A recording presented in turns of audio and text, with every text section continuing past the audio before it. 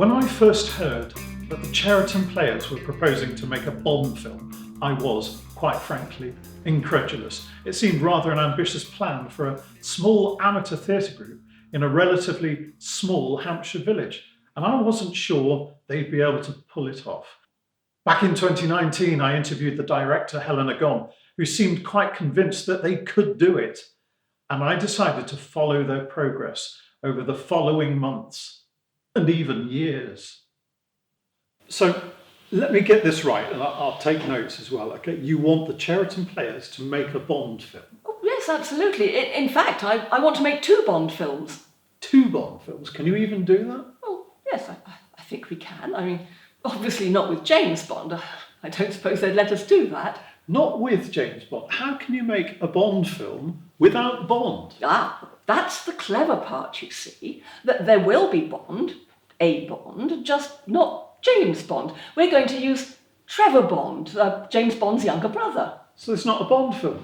Yes, it is, just with Trevor rather than James Bond. There'll be all the elements that people expect. There'll be exotic locations and car chases and Bond villains, Bond girls, and, well, there'll be explosions. Explosions? Well, yes, we're hoping to find an old building to use as the secret lair of the villain, and hopefully something sort of space age, so that the owner won't mind us blowing it up.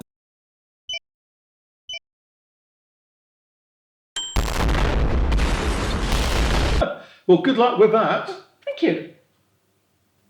Well, that was back in 2019. As you will know, Diamonds After Trevor played to packed houses for the best part of a week. Everyone was really happy. Everyone eagerly awaiting a sequel. But that's when COVID came in. Fortunately, everything was revived in 2022. Helena, how's it going? Oh, well, everything's going really smoothly. As before, we have had some problems with filming outside. There always seem to be planes, motorbikes and vans going past just when we need it to be quiet. Let's just wait for that plane to... There's a van coming and the dogs are getting out. Oh, Mother of God. Jesus, Mary and Mother of God. Yeah, absolutely, and the wee donkey. Goodness me. Yeah. Hello. You've only got to switch this thing on and they appear out of nowhere. Oh. So is that some special sound attracting device? It is. It's a magnetic plane device, as far as I can tell. And there have been a couple of problems with equipment, but nothing we couldn't resolve. Oh, hang on, maybe. Ah. Shit. Oh, that looks pretty high tech, Charlie. Pretty fancy. This thing is. I can track anybody from a 1 meter radius with this thing. It's brilliant. You can point it that way, and if there's someone there, it'll go beep. So, for example, I'm 1 meter away, but it's not tracking me, is it? Well, that's because the aerial. I have to be very precise with the aerial. You see, which is quite difficult. So it takes a technical know-how to track with one of these things. You see, yeah. There were some unexpected appearances from members of the public. I think the film crew found that a little bit distracting, and it was quite hard to get them focused again. Oh, well, no, I don't think it. Oh, no, that's... Hello, everyone. It's so good to see all of you. It's lovely. No touching, okay? No. Thanks. Not taller than I thought. Thanks for coming out, everyone. What a lovely bunch. What a great bunch. Hey! What are you doing? Stop it! Well, I'm now hoping to interview Craig Robb. Craig is possibly one of the most dedicated actors in the cast. I caught up with Craig in a break during the filming, and as you can see, he was already getting into his role as the local vicar. He's quite a small part in both films, but you can see he's totally dedicated to his art. Morning, Vicar. Morning. Morning, Vicar. Good morning, Annette. Did you see that? Such is Craig's dedication to his character. He's even got people in the village to call him vicar. Astounding. Craig, can I just stop you? I just want to talk to you about your involvement with the film, if that's okay with you. Yes, of course, yes. How can I help? Well, first of all, Craig, I have to congratulate you on your impressive commitment to the part. I've seen you around the village. getting into character. As they say, you've even got the local people to address you as vicar. I assume that helps you with your motivation. Well, actually, I am the vicar of Cheriton. Of course you are. Of course you are. Now, what made you go for this part in particular? Well, it's not so much a part as a vocation. So what you're saying is that you've always wanted to play a vicar? Not play a vicar, be a vicar. So I guess that didn't work out, and the next best thing is to be in this film. But it did work out. I am the vicar of Cheriton. Now, if you'll excuse me, I have a very busy day. Right. Wow. What commitment. Expect great things of that young actor. Then, of course, there was a rather stiff letter we received from the Church of England. Apparently, you have to apply for a faculty, some kind of complicated permit, if you want to push a member of the clergy into a river.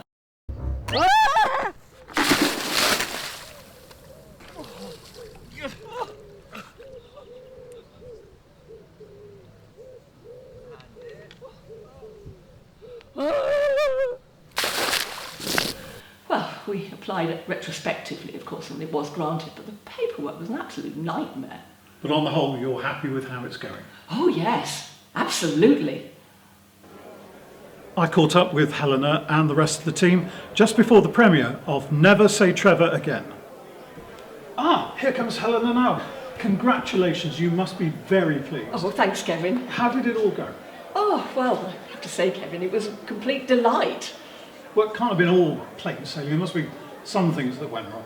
Oh, no, nothing at all. I have to say, from beginning to end, it was a complete joy. Thank you. You're welcome. Come on, Helena, what's it really been like? You can tell me in confidence and I won't say a word. You've got that thing switched off, haven't you? Yes, of course. Now, come on, spill the beans. Well, to be honest, Kevin, it's been a complete nightmare from the very start. In what way? Well, to start with, those cheapskates on the Cheriton Players committee wouldn't let me use any of the exotic locations I'd planned. I think the whole thing would have been much better if we'd filmed it in the Bahamas, and it wouldn't have cost that much to fly everybody out there. But no, the committee said that we had to make do with what we could get around here. I see. So, how far did you get? Well, with Diamonds, we almost got to the Isle of Wight. At least Trevor did. We thought we'd never see him again when he set off across the Solent. And of course it poured with rain all morning, so it hardly evoked a sun-drenched paradise. And for Never Say Trevor Again, we only got as far as a small airfield on Salisbury Plain. So it was not really the Mai Tais round the palm-fringed pool experience I had envisaged. And of course then, we had a bit of trouble with the zoo. The zoo? Yes, I wanted to film the tiger sequences at the zoo, but they flatly refused to let us into the tiger enclosure. I mean, it was ridiculous, really. Charlie Hellard, who plays Trevor, is quite a fast runner. I don't think there'd have been any problem. So how did you get around this? A golden retriever in a tiger skin rug. And don't get me started on David and his drone. I mean, talk about boys and their toys. It was like being constantly pursued by a most irritating mosquito. The drone was pretty annoying too. And then there were the actors. Yes? You're definitely not recording this, are you? Of course not. Well, you've never met such a narcissistic bunch of prima donnas in your life. Oh, hey Tracy, what are you up to? Trying to find my costume. Oh my God, do I really have to wear that? And then there were the corgis. Corgis? I thought there was only one. Yes, well, we should have made do with one. After all, one corgi looks much like another. But no, we went for two. The stunt corgi, Butch Griffiths, was all right. He just got on with the job, and all he ever asked for was a cardboard box to rip up in his trailer at night. But Fluffy Malone was a complete disaster, a very high maintenance. I mean, she wanted to have prime steak for all her meals, served in a silver bowl. And she couldn't act to save her life. I mean, she just sat there, looking like a stuffed corgi. So how did you manage to keep your temper? Oh, well, I can tell you, it was very difficult at times. Particularly working with Jim Glaister, the cameraman. director of photography, as he likes to style himself. He's a complete gloom merchant. He was always complaining about the weather. If it was sunny, he wanted it to be cloudy. If it was cloudy, he was terrified that any minute it was going to rain on his precious camera. And then he blagged 3 flights in the Tiger Moth. He said it was for research purposes. Oh, Jim! Oh, Jim!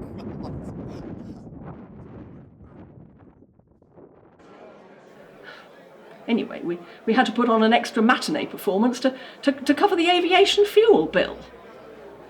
Of course, it didn't help that the Bond girl managed to put a bullet in the fuel tank of the Tiger Moth. Perhaps we shouldn't have given her a real gun. But I just smiled sweetly and we just muddled through. But you won't breathe a word of this, will you? I mean, they'd never work with me again. Look, just get on with it. Get on with it. Look, I have had enough of this. I am not doing this anymore. Hi! So how difficult is it then for you 2 directors working on the same project? Oh, it's no problem at all. We're very much of one mind. It's a very harmonious relationship. Yes, we're like a well-oiled machine, both working as one. Actually, we do have quite a lot of stuff to discuss. So, if you wouldn't mind, maybe we could do this some other time. Thank you. Right, he's gone. Now, what do you mean you're not going to do it? If you don't, you know what's going to happen. Now, look, you double-crossing witch. You said that you would give me those photographs back if I could. Watch out, it's back. Hi. So, to get lost, I thought you were going. I'll get right on that. Yes. Do that. Marvellous.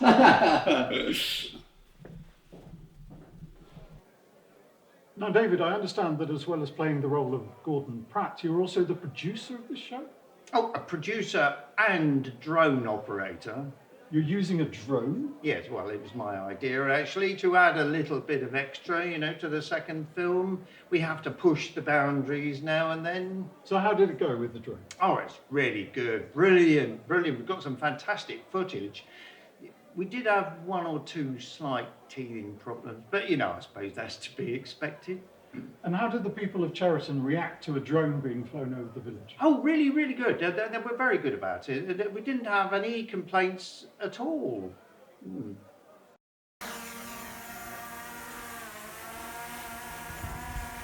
Was the drone easy to handle? Oh, yeah, dead easy. Yes, and the crew they really enjoyed working with it. Wow. Off we go then. Right. Wow, where did you get that from? Oh, look, it's going now. That's incredible. Oh, where's it going? David, where's the drone? Well, I think it was over there, wasn't it? No, that's a pigeon. Here's something. Oh, mother God! So, Jan, Marilyn and Katie, you play the members of MI6 in Never Say Trevor Again, is that right? Yes, absolutely. That's correct. Yes. Yes. I'm M, and I'm Spend a Penny. And I'm Q. Okay, so what actually happens in the show? We haven't seen the. We haven't actually seen it, so we don't really know. But there's a lot of hoovers and quite a lot of cleaning in it. And chips. Yeah, yes, chips. That's right. Chips. Chips with everything. And I loved the bit about the aliens. Oh yes. And the ancient Britons and Romans. It worked really well, I think. Yes, Director's a bit of a taskmaster. Yes, definitely. Yeah. We wouldn't say much about that. Wouldn't want to work with her again. So yeah. Jane, hi Jane. Come on in. Yeah, I'm sure. What part do you play in the show? Well, I'm Mrs. Fortune, the tea lady. Would you like a custard cream? I've got one here. I'm not sure where it came from. Now, you've been in the Cheriton Players for the first time. How did you get involved? Well, it was all a bit of a mistake, really. Because I was just kind of washing up in one of the back rooms. And they said, here, they were rehearsing, you see. They said, come here. Now, can you come in on Thursday? In case Greta doesn't turn up again, in case she's still poorly. So I thought about it. And I thought, yes, I can come in on Thursday. So I came in, and that was it. I was in it. Oh, God, and it's all terrible. It's a terrible mistake, and I hate it, and I hate all this. It's terrible. No good will come of it. No good at all.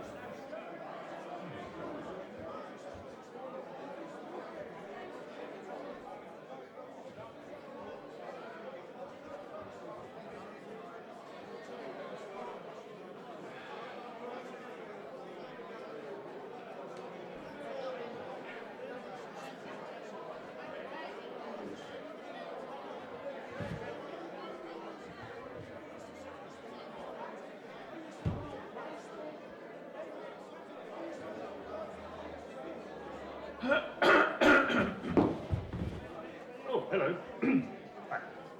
Good evening, Mr. Bond. Hello. Hi. Yes, right. Charlie, congratulations. What's it like on playing Trevor Bond for a second time? Oh, well, great. Yes. No, it's a real thrill. Yes, being Bond. Yeah, you know, stepping into the shoes of the big Bond. He's great. So what was the best part then about playing Bond? Oh, well, you get to wear this great suit. You know, I've worn it for something like about 5 years, 3 years. I can't remember when we did the last one, but a long time. Yes, and I haven't taken it off since. So it still fits. And your mankini? Ah, yes. Oh God, yes. That actually was quite scarring. I don't want to think about that anymore. It gave me nightmares after that incident with the mankini. But I got over it, and it's good to say that there's no other incident of such a thing happening in this film. Thank God. Ah, Paul, welcome. I see you've come in costume. I'm not Paul, I'm Burley's chassis, and I always dress like this. Butch, you're one of the corgis who played Tinky Winky in Diamonds Are for Trevor. Am I right in saying you did all the stunts in both that and Never Say Trevor Again? That's right. I'm the one strapped to the buzzsaw in Diamonds. And that's me in the Escape from the Secret Lair.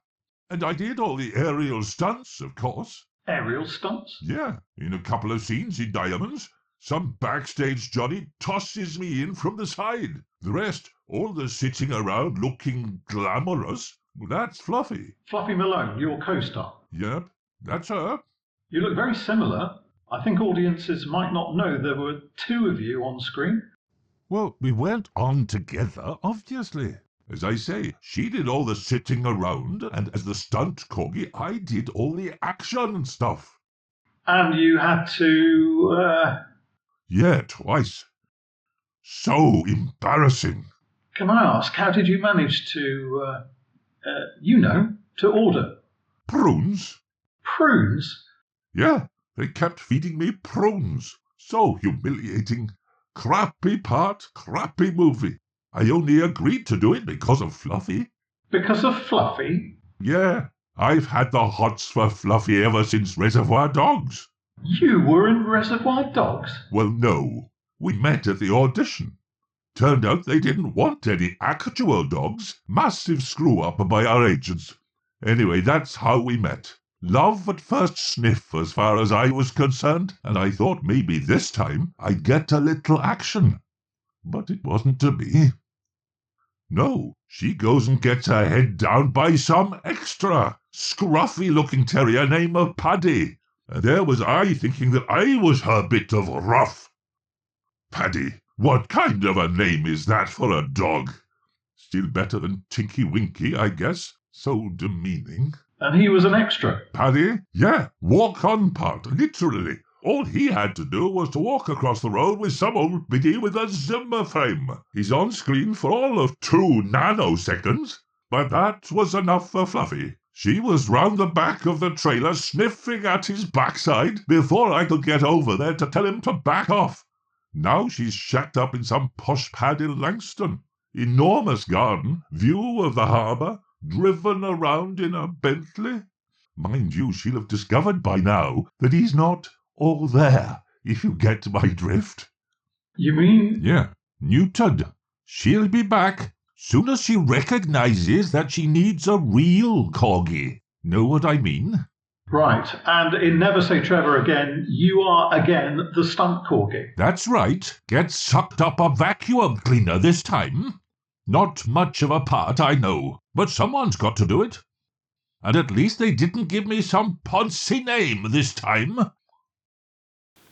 So, Glyn, you play the Roman general Noblius Knees, isn't it? Nias. It's pronounced Nias. I mean, when I had the phone call from the director saying, "Would you like to be in this show?" I was promised a gladiator role. I find myself 2 weeks later sitting in a basement with a cold wind blowing up my jacksie wearing a cardboard box wrapped in silver foil. Honestly, a man of my acting capabilities, I ask you.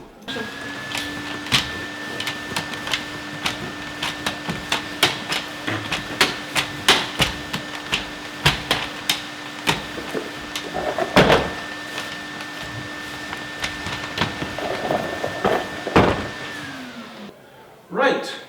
Kevin's ready to interview the Bond girl now.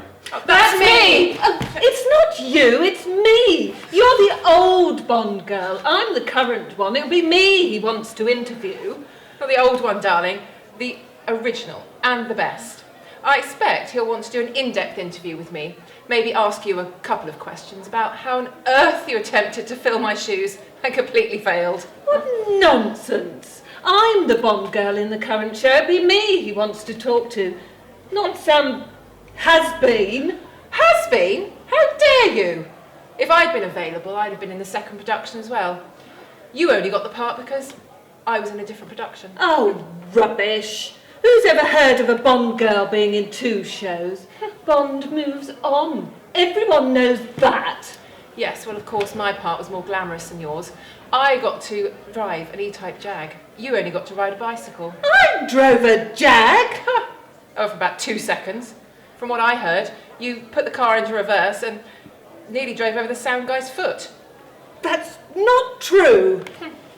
And I flew a tiger moth. I even met Tom Cruise. And I got his autograph. Really?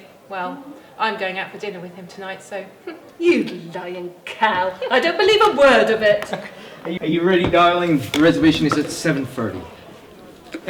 Right. Mr. Malone? Fluffy, please. We're all friends here, darling. Thank you, Fluffy. Now, you play the Queen's corgi Tinky Winky in Diamonds Are for Trevor, right? Apart from the scenes where Butch the stunt corgi stands in for you, I must say, you and Butch look very much alike. All makeup, darling, I can assure you. In reality, we're not the slightest bit alike. But I believe you're quite close. Is there any truth in the rumours about you and Butch getting together on set? Absolutely none. I mean, I have a pedigree. Butch is such a dog. I'm not even sure that he's all corgi. A little bird told me that his dad was a beagle. Right, well, this is your first major screen role, isn't it? Can you tell me how it all came about? Well, darling, I'd been doing some modelling work for Buck House, you know, in the gift shop, and that's where I was spotted. Of course, with that kind of royal experience, I was a shoo-in for the part of Tinky Winky. When the director saw me, she recognised my potential immediately, and the rest is history. Modelling? You're no stranger to the catwalk, then? Dog walk, darling. We call it the dog walk. Quite so. Now, tell me, what's your favourite scene in the film? I don't really know. There were so many shots of me that it's hard to decide. How about when you're trussed up in the cellar with the Queen in Donald Trumpet's ransom video? Actually, darling, that's Butch. Well, how about the scene with the buzzsaw? That's Butch too. And the daring escape from the secret lair? Butch.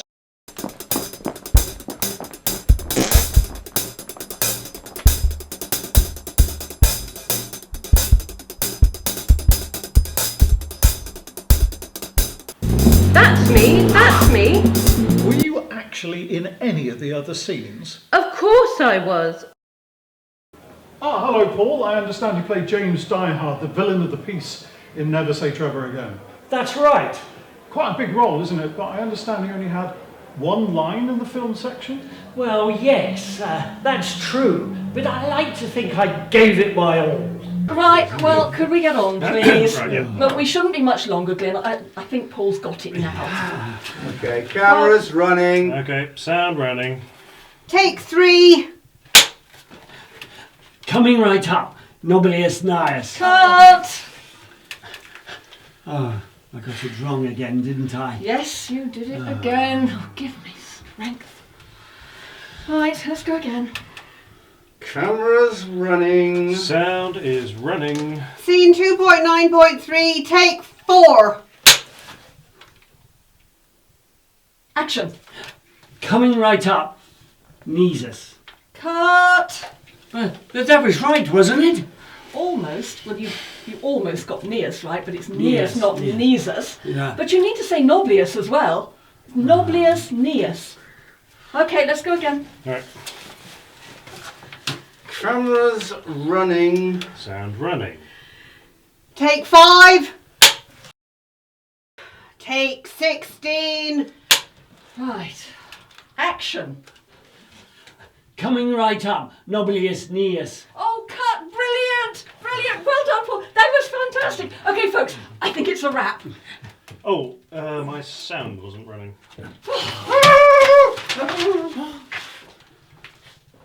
Sorry, Jim. Oh, wait, no! Jim, what did you find most enjoyable in Never Say Trevor Again? Oh, well, that would have to be torturing Charles Hellard. I mean, the success of Diamonds After Trevor, it sort of went to his head a little bit. So we had a lot of fun, like giving him a bike that didn't work and getting him to cycle uphill a lot. And then, of course, the best day was when we put him in a parachute harness and hung him from a tree, and then we all went for lunch. Fine. Okay. I understand that you were the cameraman for both films. Not the cameraman, actually. I am a filmmaker. I direct the scenes, I edit the scenes. I do more than just point the camera. I have dedicated my life to the study of film. I have studied the greats of the whole history of cinema, from Eisenstein to Ford to Hitchcock to Goddard,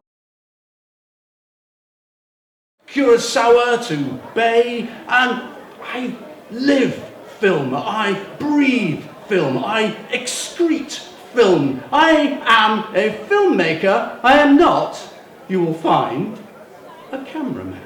Will there be a third Trevor film? Oh God, I hope not. So, there we are.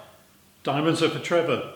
Never Say Trevor Again. 2 films, 2 sides, 2 directors, 2 nightmares. Cross-dressing. Paul is burly.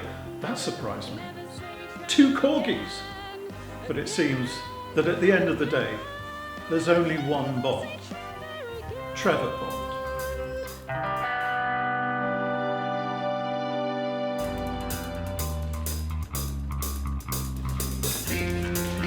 Oh, for God, Matt, you've ruined it.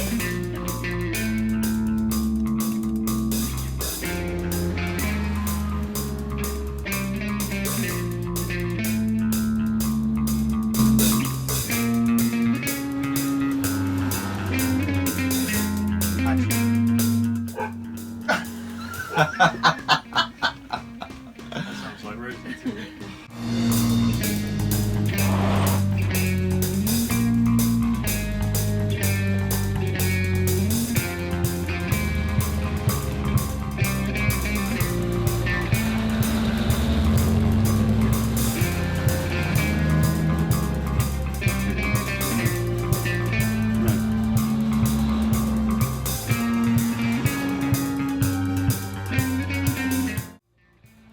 Did you see that? Such as Craig's...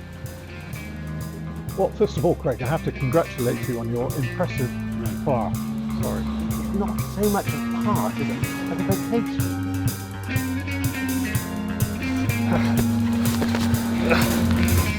Sorry, got to cancel because the thing's gone down my leg.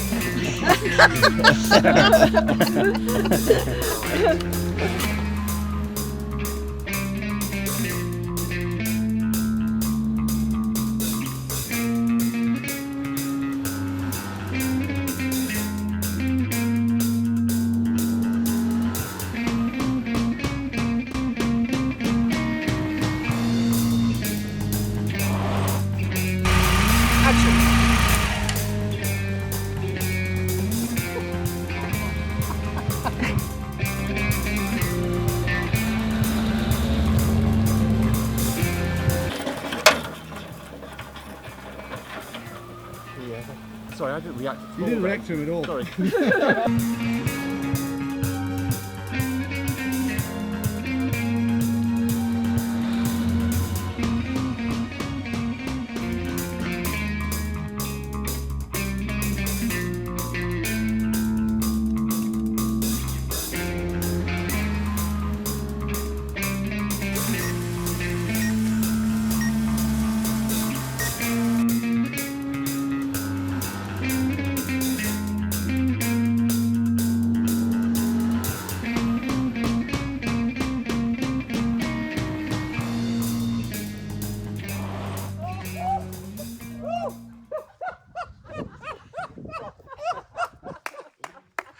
It's a shame I didn't see that because I was out of shot, but it sounded great.